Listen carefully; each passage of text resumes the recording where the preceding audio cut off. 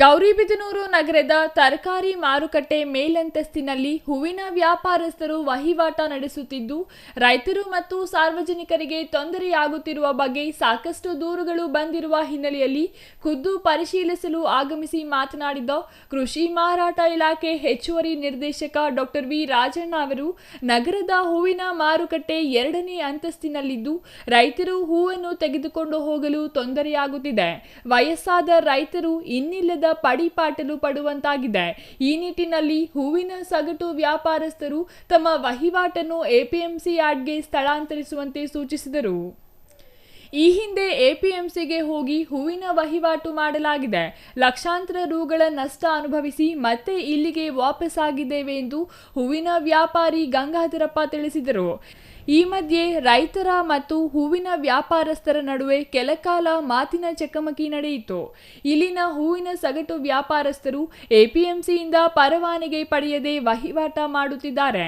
ಕೆಲವರು ಪರವಾನಗಿ ಪಡೆದು ಅವಧಿ ಮುಗಿದಿದ್ದರೂ ನವೀಕರಣಗೊಳಿಸದೆ ವಹಿವಾಟು ನಡೆಸುತ್ತಿದ್ದಾರೆ ಎಂದು ರೈತ ಸಂಘದ ಅಧ್ಯಕ್ಷ ಲೋಕೇಶ್ ಗೌಡ ಆರೋಪಿಸಿ, ಎಪಿಎಂಸಿ ಯಾರ್ಡ್ ರಾಷ್ಟ್ರೀಯ ಹೆದ್ದಾರಿ 69ರ ಸಂಪರ್ಕವಿದ್ದು ವಿಶಾಲ ಪ್ರಾಂಗಣ ಹಾಗೂ ಹೂವನ್ನು ಬೆಂಗಳೂರು, ತುಮಕೂರು ಕಡೆಗಳಿಗೆ ಹಾಗೂ ದೂರದ ಆಂಧ್ರದ ಕಡೆಗೂ ರವಾನಿಸಲು ಹೆಚ್ಚು ಅನುಕೂಲವಾಗಿದೆ ಎಂದರು. ಈಗ ನಾವು ಹೇಳೋದು ಇಷ್ಟೇ ಸರ್, ನಾವು ಆರಾಮ್ಸಿಗೆ ಹೋಗಿ ಆಲ್ರೆಡಿ 2.5 ತಿಂಗಳಿದ್ದು ನಾವು ಬಂದ್ಬಿಟ್ಟಿದ್ದೀವಿ, ಲಕ್ಷಗಳು ಕಳ್ಕೊಂಡ್ಬಿಟ್ಟಿದ್ದೀವಿ. ರೈತರೇನೇ ನಾವು ಇಲ್ಲಿ ಆಗಲಿಲ್ಲ, ಅವ್ರ ಕೈಲೇನೇ ಆಗಿಲ್ಲ. ಇಲ್ಲಿಂದ 1 kg ಕಾಕಡ ತೊಗೊಂಡು ಅಲ್ಲಿ ಕೊಡಬೇಕು ಅಂದ್ರೆ ಆಟಗೆ ಹೋಗ್ತಾ 20 ರೂಪಾಯಿ ಆಟ ಕೊಡಬೇಕು. ಇಡೀ ಬೆಂಗಳೂರು ಎಲ್ಲ ಕಡೆ ಕೇಳಿ, ಕಾಕಡ ಇಲ್ಲಿ ಏನು ಬೆಲೆ ಇದೆ, ಬೆಂಗಳೂರು ಏನು ಬೆಲೆ ಸರ್. ಇವತ್ತು 550-600 ರೂಪಾಯಿ, ಬೆಂಗಳೂರು 200 ರೂಪಾಯಿ ಕಾಕಡ, ತುಮಕೂರು 200 ರೂಪಾಯಿ ಕಾಕಡ, ನಿನ್ನೆ 700 ರೂಪಾಯಿ ಕಾಕಡ, ಬೆಂಗಳೂರು 150 ರೂಪಾಯಿ ಕಾಕಡ, ತುಮಕೂರು 150 ರೂಪಾಯಿ ಕಾಕಡ. ನಗರದಲ್ಲಿ ವಹಿವಾಟು ನಡೆಸುತ್ತಿರುವ ಹೂವು, ಮೆಕ್ಕೆಜೋಳ ಸೇರಿದಂತೆ ಇತರೆ ಸಗಟು ವ್ಯಾಪಾರಸ್ಥರು ತಮ್ಮ ವಹಿವಾಟನ್ನು ಎಪಿಎಂಸಿ ಯಾರ್ಡ್ನಲ್ಲಿಯೇ ಮಾಡಬೇಕು. ಈ ಬಗ್ಗೆ ನಗರದ ವಹಿವಾಟು ನಡೆಸುತ್ತಿರುವ ಎಲ್ಲ ಸಗಟು ವ್ಯಾಪಾರಸ್ಥರಿಗೆ ನೋಟಿಸ್ ಜಾರಿ ಮಾಡಲಾಗುವುದು. ಶಾಸಕರೊಂದಿಗೆ ಚರ್ಚಿಸಿ ಶೀಘ್ರದಲ್ಲಿಯೇ ಶಾಸಕರ ಅಧ್ಯಕ್ಷತೆಯಲ್ಲಿ ಸಗಟು ವ್ಯಾಪಾರಸ್ಥರು, ರೈತರೊಂದಿಗೆ ಸಭೆ ನಡೆಸಲಾಗುವುದು. ಯಾರ್ಡ್ನಲ್ಲಿ ವಹಿವಾಟು ನಡೆಸುವುದರಿಂದ ವಹಿವಾಟು ಅಭಿವೃದ್ಧಿಗೆ ಸಹಕಾರಿಯಾಗಲಿದೆ ಎಂದು ಡಾಕ್ಟರ್ ವಿ ರಾಜಣ್ಣ ಹೇಳಿದರು. ಸುಮಾರು ದಿನಗಳಿಂದ ಹೂವಿನ ಮಾರ್ಕೆಟ್ ಎಪಿಎಂಸಿಗೆ ಶಿಫ್ಟ್ ಮಾಡಬೇಕು ಅಂತ ಹೇಳ್ಬಿಟ್ಟು ಸುಮಾರು ನಮ್ಮ ರೈತರು, ಸಾರ್ವಜನಿಕರು ಅಹವಾಲನ್ನು ಹೇಳ್ತಾ ಇದ್ರು.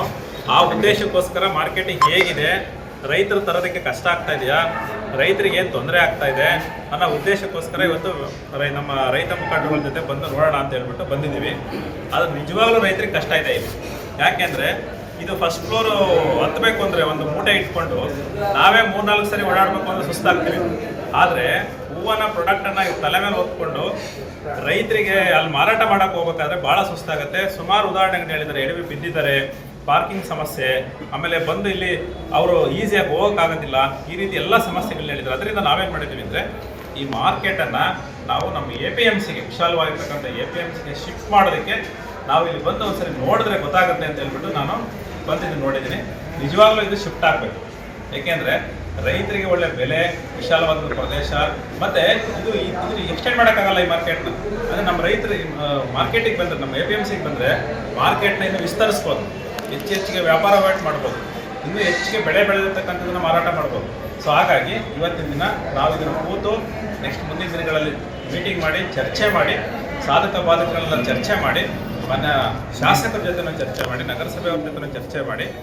R Manjunath, CTV news, Gauribidanur.